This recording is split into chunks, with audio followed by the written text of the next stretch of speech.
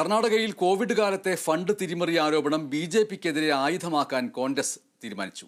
Mysore urban വികസന authority ഭൂമി കയ്യേറ്റവുമായി ബന്ധപ്പെട്ട ആരോപണം മുഖ്യമന്ത്രി സിദ്ധരാമയ്യയ്ക്ക് തലവേദന സൃഷ്ടിക്കുന്നതിനിടെയാണ് മുൻ ബിജെപി സർക്കാരിനെതിരെയുള്ള അന്വേഷണ റിപ്പോർട്ടിൽ കോൺഗ്രസ് സർക്കാർ നടപടിക്കൊരുങ്ങുന്നത്.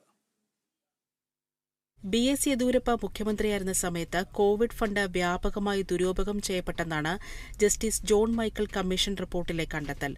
BJP സർക്കാരിന്റെ കാലത്തെ നിർണായകമായ പല ഫയലുകളും കാണാനില്ലെന്നും അന്വേഷണ റിപ്പോർട്ടിൽ വ്യക്തമാക്കുന്നു.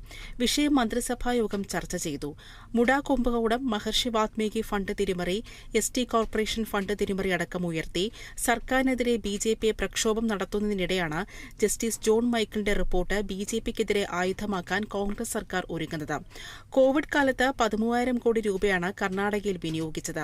ഇതിൽ 1,000 കോടിയോളം രൂപ തിരിമറി നടത്തിയതായാണ് അന്വേഷണ റിപ്പോർട്ടിലെ പ്രധാന കണ്ടെത്തൽ. കോവിഡ് കാലത്ത് മരുന്നുകളും ചികിത്സാ ഉപകരണങ്ങളും വാങ്ങിയതിൽ ക്രമക്കേട് നടന്നതായും ആരോപണമുണ്ട്. അന്വേഷണ റിപ്പോർട്ട് ചീഫ് സെക്രട്ടറി ഉൾപ്പെട്ട സംഘത്തിന്റെ പരിശോധനയ്ക്ക് വിടാനാണ് സർക്കാർ തീരുമാനം. മുഡ കുംഭകോണ കേസിൽ സിദ്ധരാമയ്യയെ വിചാരണ ചെയ്യാൻ ഗവർണർ അനുമതി നൽകിയിരുന്നു. ഗവർണറുടെ നടപടി ഹൈക്കോടതി സ്റ്റേ ചെയ്തിരിക്കുകയാണ്. മുഡ കുംഭകോണ കേസിൽ മുഖ്യമന്ത്രി സ്ഥാനത്ത് നിന്ന് സിദ്ധരാമയ്യ തെറിക്കുമോ എന്ന തരത്തിലുള്ള ചർച്ചകൾ സജീവമാകുമ്പോഴാണ് കോൺഗ്രസിന് തുറുപ്പുചീട്ടായി BJP സർക്കാരിനെതിരെയുള്ള കോവിഡ് ഫണ്ട് തിരിമറി ആരോപണം. Anupriya Raj, national desk, Kerala vision news.